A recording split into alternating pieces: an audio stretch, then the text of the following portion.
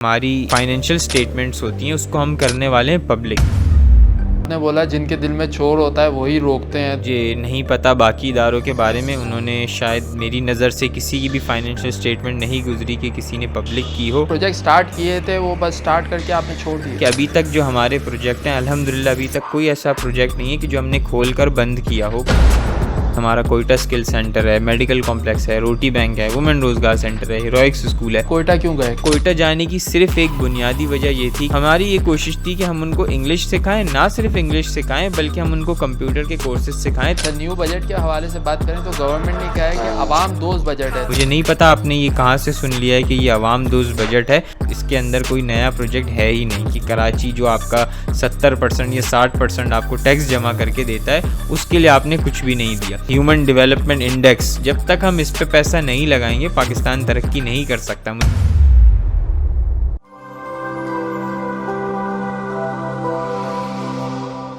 अच्छा, अभी तक हमने आपके करंट प्रोजेक्ट्स के बारे में बात करी, थोड़ा प्रीवियस प्रोजेक्ट के बारे में बताइए। कुछ चेक एंड बैलेंस है या जो आपने प्रोजेक्ट स्टार्ट किए थे वो बस स्टार्ट करके आपने छोड़ दिए? नहीं, ऐसा नहीं होता। हमारे हर प्रोजेक्ट पे एक चेक एंड बैलेंस होता है। एवरी मंडे हमारे हर प्रोजेक्ट की रिपोर्ट बनती है उस प्रोजेक्ट से और यहाँ हमारे हेड ऑफिस पे आती है जो कि हमारा एडमिन डिपार्टमेंट उसको पूरा उसका जायज़ा लेता है कि क्या हो रहा है इस वीक, उसमें क्या हुआ है। जैसे फॉर एग्जांपल हमारा कोयटा स्किल सेंटर है, मेडिकल कॉम्प्लेक्स है, रोटी बैंक है, वुमेन रोजगार सेंटर है, हीरोइक्स स्कूल है। एवरी मंडे उसकी पूरी रिपोर्ट जो भी वहाँ का स्टाफ है, टीचर है, डॉक्टर है, वो बनाकर हमारे एडमिन डिपार्टमेंट को भेजता है। उसकी इवन क्लोजिंग भी बनाकर भेजते हैं कि कितने पैसे हमने खर्च किए हैं, क्या हिसाब है।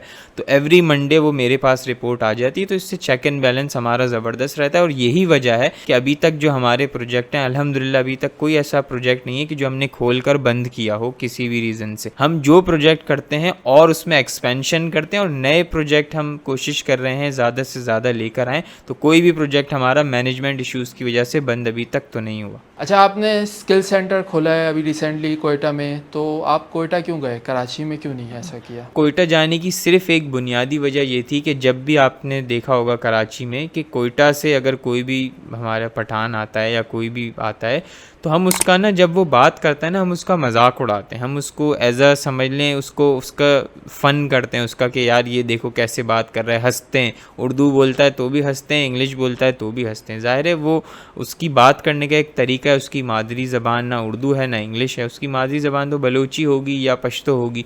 तो हमारी ये कोशिश थी कि हम उनको इंग्लिश सिखाएं, ना सिर्फ इंग्लिश सिखाएं बल्कि हम उनको कंप्यूटर के कोर्सेज सिखाएं ताकि जब वो कराची आएँ या बड़े शहरों में जाएं तो वो वही स्टैंडर्ड उनका मीट हो सोशल सर्कल में भी, और जब वो किसी के आगे अपने आप को प्रेजेंट करें या कहीं भी बड़ी कंपनी में जाते हैं जॉब लेने के लिए या कुछ भी करते हैं तो उनकी जो स्किल्स, जो उनकी स्किल है बोलने की सलाहियत भी और जो कंप्यूटर की सलाहियत भी, वो बहुत ज़्यादा अच्छी हो। अगर अच्छी ना हो तो कम से कम जो बड़े शहर हैं उनसे मैच कर रही हो। और जो हमारा मिशन है ट्रांसफॉर्मिंग पाकिस्तान बाय 2050 का, ये मुमकिन है ही नहीं कि दूसरे सूबे भी हैं पाकिस्तान के, उनको बराबरी से अगर ना देखें तो ये मुमकिन है ही नहीं। अच्छा, हम कैसे मान लें कि हम्माद फाउंडेशन का 100% जो डोनेशन है वो आप लोग इन्हीं कामों में लगाते हैं, ना कि आप अपनी कोई ज़रूरियात पूरी करते हैं उससे? देखिए, हम्माद फाउंडेशन का जो बजट है वो 100% जो लोगों की फलाह बहबूद में ही लगता है।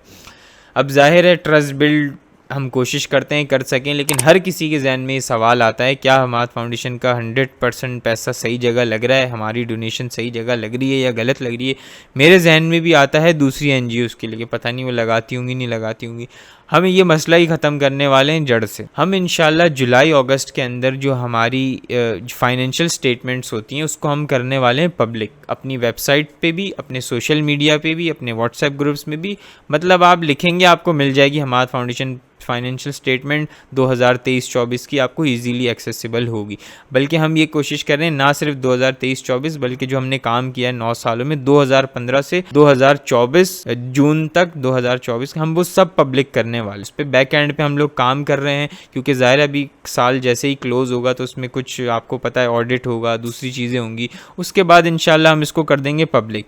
फॉर एग्जांपल तौसीफ भाई, आपने डोनेशन दी है 1000 रुपये, तो वो आपको फाइनेंशियल स्टेटमेंट देखकर पता लग जाएगा ये मैंने 1000 रुपये दिए और ये 1000 रुपये यहाँ से निकल गए। तो जितने भी लोगों ने डोनेशन दी होगी वो उनके सामने आ जाए, क्योंकि हमारे कोई गलत काम हम कर नहीं रहे, ब्लैक का पैसा हम वाइट नहीं कर रहे, हम और कोई गलत एक्टिविटीज़ में इन्वॉल्व नहीं है। तो जब हमें पता है कि हम हर चीज़ ज़बरदस्त तरीके से कर रहे हैं, बिल्कुल फाइनेंशियली क्लीन तरीके से कर रहे हैं, तो लोगों को भी ये पता होना चाहिए।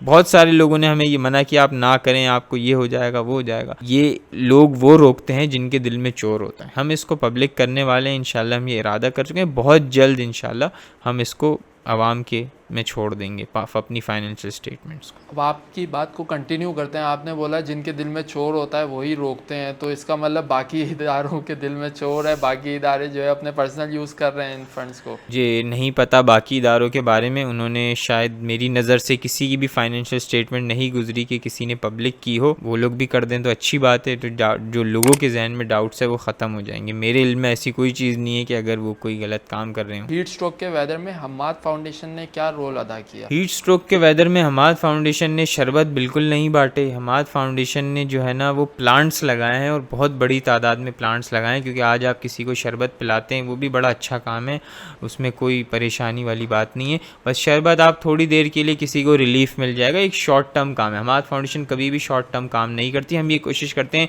लॉन्ग टर्म में सोचें, जो हमारा मकसद भी है ट्रांसफॉर्मिंग पाकिस्तान बाय 2050 का। हमने कई सारे प्लांट्स लगाए हैं, कई सारे ऑफिस सेक्टर्स, कॉर्पोरेट सेक्टर के साथ कोलैबोरेशन करके हमने प्लांटेशन की है। डिफरेंट एरियाज़ में हमने कोशिश की है कि कराची का जब आप लैंड कर रहे होते हैं जहाज़ से या ऊपर किसी टॉप फ्लोर से देखते हैं बिल्डिंग से, तो सिर्फ आपको सीमेंट घर ही नज़र आ रहे होते हैं, क्योंकि जब धूप पड़ती है सीमेंट पे पड़ती है तो वो और हीट प्रोड्यूस करती है। फिर गाड़ियाँ चलती हैं, यहाँ अपना अर्बन शहर है ये हमारा, अर्बनाइजेशन कितनी हो गई है, मेट्रोपॉलिटन सिटी है, तो गाड़ियों की इतनी हीट, फिर ज़ाहिर है AC चलते हैं, दूसरी चीज़ें हैं, जनरेटर है, फैक्ट्रीज़ हैं, यहाँ पे हमारा सी है, तो सारा आप समझ लें कि यहाँ पे हीट प्रोड्यूस होती है, तो ज़ाहिर है गर्म तो होना ही है। प्लांट्स के अलावा और भी इसके रीज़न है, लेकिन इस वक्त जो सबसे बेस्ट आप काम कर सकते हैं, ये अभी प्लांट्स का समझ लें सीज़न भी आ गया जुलाई अगस्त, तो आप उसमें जितना प्लांट्स लगा सकते हैं लगाएं, ताकि अभी नहीं तो आपकी जो आने वाली नस्ल है उसको क्लाइमेट चेंज से बचाया जा सके। और एक और मैं आपको रिसर्च बता दूं कि 2040 तक दुनिया में ऐसे कई हिस्से होंगे जो कि क्लाइमेट चेंज की वजह से जो लोग हैं वो अपने घर बार छोड़ने पर मजबूर होंगे, और उसमें जो टॉप 10 कंट्रीज़ हैं वो पाकिस्तान है। क्लाइमेट चेंज की वजह से जो सबसे ज़्यादा इफेक्ट होता है वो टॉप 10 कंट्रीज़ में पाकिस्तान आता है। तो हमें ये कोशिश करनी है, चलें हम ना देख सके अच्छा मौसम, लेकिन हम अपने बच्चों के लिए एक अच्छा पाकिस्तान छोड़ कर लें। अच्छा, न्यू बजट के हवाले से बात करें तो गवर्नमेंट ने कहा है कि आवाम दोस्त बजट है, तो उस पर थोड़ा सा रोशनी डालें कि ये आवाम दोस्त बजट है। देखिए ये आवाम दोस्त बजट तो कहीं से भी नहीं है, क्योंकि अगर आपने बजट पढ़ा हो तो उसके अंदर ऐसी ऐसी चीज़ें हैं जो कि आने वाले महीनों, एक आध 6 महीने में वो पाकिस्तान के अंदर इतनी महंगाई, इतनी हाइपर इन्फ्लेशन आने वाली है जो कि पाकिस्तान की 75 साल तारीख में नहीं आई है। मुझे नहीं पता आपने ये कहाँ से सुन लिया है कि ये आवाम दोस्त बजट है। इसके अंदर अगर कराची के लिए तो सबसे पहली बात है, इसके अंदर आपका कोई प्रोजेक्ट, इसके अंदर कोई नया प्रोजेक्ट है ही नहीं कि कराची जो आपका 70% या 60% आपको टैक्स जमा करके देता है उसके लिए आपने कुछ भी नहीं दिया। इसके अलावा हमारी प्रायोरिटीज़ ही ठीक नहीं है। हमारा जो एजुकेशन का बजट है वो सिर्फ 93 बिलियन है, ठीक है। इसके अलावा जो हमारा हेल्थ का बजट है वो सिर्फ 27 बिलियन है। और अगर हम इसको दूसरे बजट से कंपेयर करें, मरात से, जो हमारे प्रोटोकॉल में पैसा लगेगा, मरातों में पैसा जाएगा, अलाउंसेस में जाएगा, पेंशन्स में जाएगा, वो पैसा इससे कहीं ज़्यादा गुना है। तो हमारी प्रायोरिटी जब तक एजुकेशन, और जो एक हमने बचपन में पढ़ा था A-levels में कि ह्यूमन डेवलपमेंट इंडेक्स, जब तक हम इस पे पैसा नहीं लगाएंगे पाकिस्तान तरक्की नहीं कर सकता। मुझे बताएं कि हुकूमत कितना पैसा अपने इन प्रोजेक्ट्स में लगा रही है जो कि वाकई वेलफेयर स्टेट बनने की तरफ जाए। हम वेलफेयर स्टेट बनने की तरफ नहीं जा रहे, हमारी प्रायोरिटीज़ ठीक नहीं है। अगर मैं इसको शॉर्ट अल्फाज में कहूँ तो ये एक IMF ओरिएंटेड बजट है। ये हमारे फाइनेंस मिनिस्टर ने तो बिल्कुल अप्रूव किया है, बट ये IMF ओरिएंटेड बजट है और ये IMF की तरफ से आया है। ये हमारी कोई इसमें लॉजिक थिंकिंग शामिल नहीं है। अगर मैं किसी बच्चे को भी दूंगा इकोनॉमिक्स जिसने अभी पढ़ना स्टार्ट किया है, वो भी देख के इसमें बेसिक गलतियां बता देगा कि यार आपने एजुकेशन में कम पैसा रखा है, हेल्थ में इतना 27 बिलियन में होता क्या है। आप जाएं अंदरूनी सिंध में, बलूचिस्तान जाएं, वहाँ हॉस्पिटल ही नहीं है, सिर्फ 4 दीवारी बनी हुई। तो ये 27 बिलियन जो अभी हॉस्पिटल है उनको पूरा नहीं हो रहा। हमारी population, fastest growing population Pakistan की बढ़ रही है, तो बच्चे जो पैदा हो रहे हैं उनको हेल्थ कौन देगा। फिर ये 27 बिलियन में हो जाएगा पूरा। डिवाइड तो करें ज़रा, कितनी हमारी 22-23 करोड़ है, डिवाइड कर लें 27 बिलियन को 22-23 करोड़ से, कितना बन रहा है। मेरे ख्याल से मैंने सुना 21 रुपीज़ पर जितना पर्सन। जितना भी बनेगा वो आप कर लीजिएगा, लेकिन ये इनफ नहीं है। इसीलिए हमने कोशिश की है कि अपना मेडिकल कॉम्प्लेक्स खोल दें जहाँ पे 50 रुपये में आवाम को बिल्कुल free of cost medicine, OPD checkup, ultrasound भी दे रहे हैं इंशाल्लाह। आगे जाके आई डिपार्टमेंट का भी इरादा है, लैब भी इंशाल्लाह खोल देंगे। तो कोशिश है कि जो काम किसी और के हैं वो हम कर लें इंशाल्लाह।